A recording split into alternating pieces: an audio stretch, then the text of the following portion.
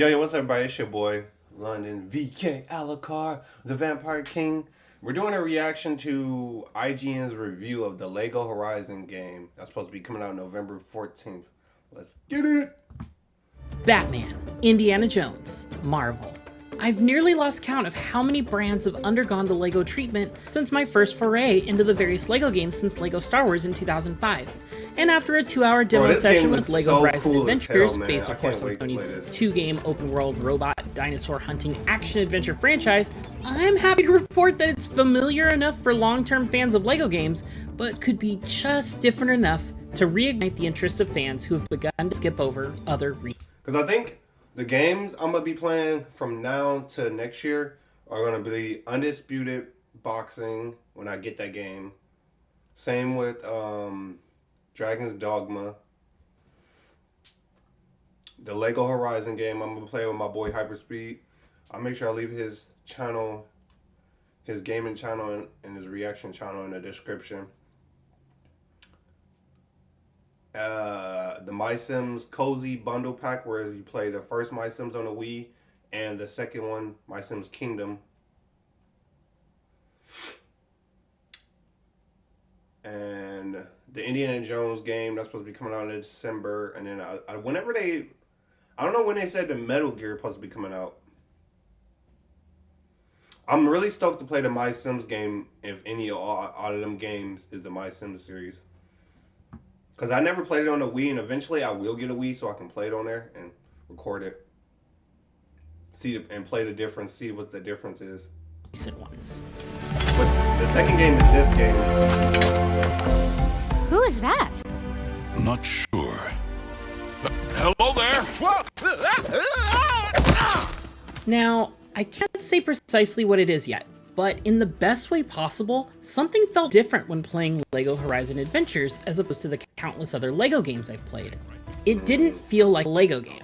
It felt like a game that just happened to be portrayed through a LEGO lens. Hey, now wait a minute! My only hunch about why it felt so different is that Guerrilla Games and Studio Gobo are handling development instead of this being a traditional Traveler's Yeah, I know Tales LEGO Guerrilla game. Games is the one Whether that that'll be a made, positive or negative in the long run is still to be seen, but at the very least, I think Guerrilla Games is the one that made the Justice League Cosmic Chaos game.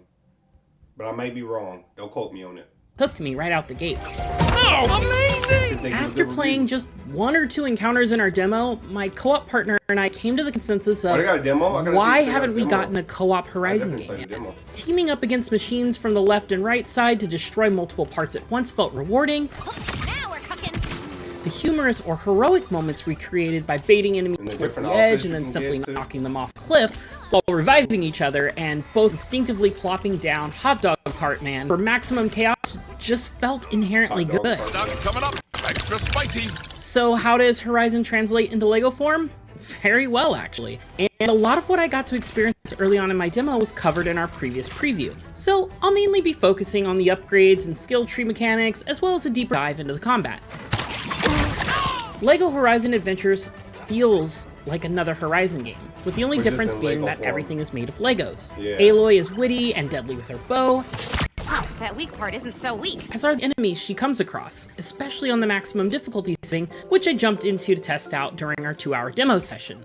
It may be novel, but I've never worried about dying in a LEGO game before. Yet, with LEGO Horizon Adventures, I felt compelled to sit up a bit in my chair to make sure I was dodging the fast-flying arrows from cultists and making sure to destroy homing projectiles from watchers that felt like they would chase me forever. It wasn't difficult in the, oh man, here goes my 5th or 6th attempt on this boss in Elden Ring sense, but for once, I could feel a LEGO game start to push back in a way that they don't normally do, and that felt great.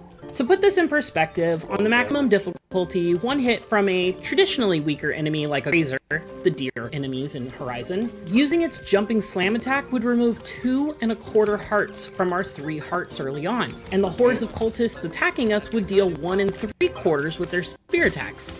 This became more forgiving as we leveled up and saw our maximum health increase to 5 hearts, which only took maybe an hour or so, but it has me wondering, if these basic enemies are dealing that much damage, how hard is a Thunderjaw going to hit us with its tail swipe or laser attacks? I don't know what that is. There's a monster. And since health doesn't automatically recover, We quickly got used to rationing the limited healing items available in each arena we would fight in. I'll pick it up later.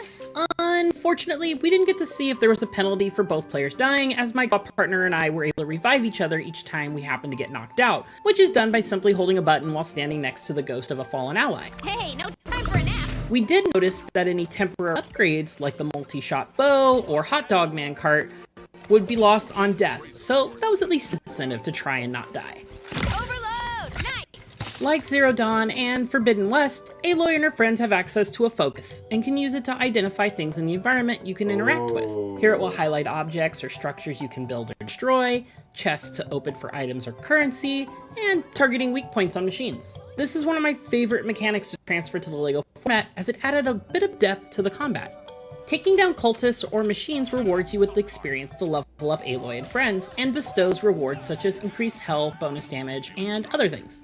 There are also character-specific upgrades, such as Varl's piercing damage spear that gains bonus damage for each additional enemy he hits on a spear throw, incentivizing us to line up foes to maximize his damage, as well as universal upgrades for things like bonus experience, increasing the duration of status effects on enemies, or bonus damage when attacking from stealth. These can be substantial upgrades when maxed out. Having an enemy on fire for 6 extra seconds can be helpful to chew through their health, especially on the higher difficulties. Your hand's on fire. Wait, what? One of the early upgrades we invested in was Weak Sauce, which granted bonus experience for removing weak points on machines, and topped out with a whopping 50% bonus when fully upgraded. Many of these upgrades are locked until you collect enough gold bricks, earned by completing stages for the first time, or fulfilling various jobs at the community board in Mother's Heart.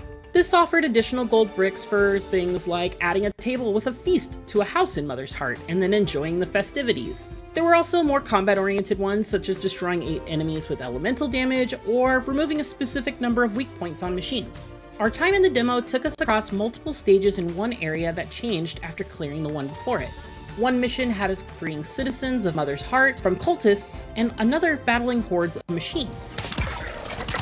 The final stage of the demo took us inside of one of Horizon's usually formidable cauldrons. Despite all these stages beginning from the same starting point, the areas beyond the initial zone would change drastically, leading us to different areas with different objectives, keeping each level feeling fresh. After spending a few hours with LEGO Horizon Adventures, I now can't wait for its release. Though looking back, I do have a few things that stood out that I'm curious how they're going to handle.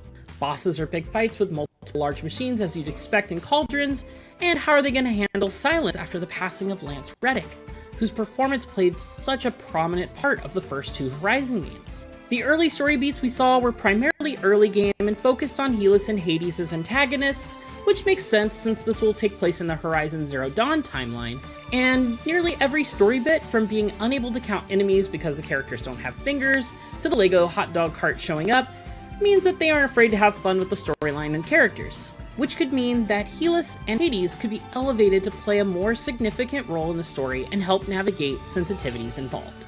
Eventually, you'll find me, and I have a special surprise planned when you do! For more on LEGO Horizon Adventures, don't miss the announcement trailer and the release date trailer. And for everything else... Alright, let me know your thoughts in the comments below. I definitely can't wait for this to come out, man. I was so excited for it. Let me know if you play other LEGO games. What's your favorite LEGO game? I would have to say it would probably go... If I can go top 5, it would go... LEGO Indiana Jones series.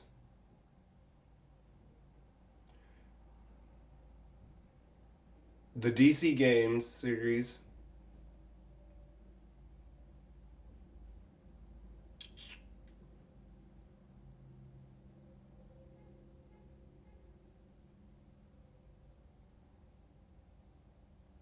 Lego Dimension.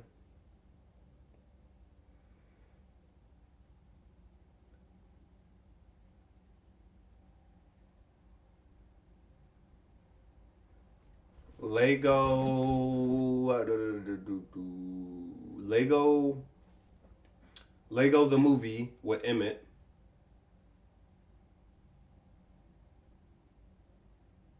And then it's a toss-up between Lego Harry Potter and Lego Marvel. But most likely it would be Lego Marvel. But I had more fun playing Lego Harry Potter more. I'm gonna say Lego Harry Potter. Let me know in the comments below your top 5 Lego games that you enjoy playing. Which series? Let me know in the comments below. As being said, it's been your boy, the Vampire King himself, London VK Alucard. Make sure y'all bite that like button, bite that subscribe button, become a member of the Vamp Army. It's been y'all boy. I want to thank y'all for coming by with London Alucard Reacts, and I'll see y'all for the next one. Take care. Peace.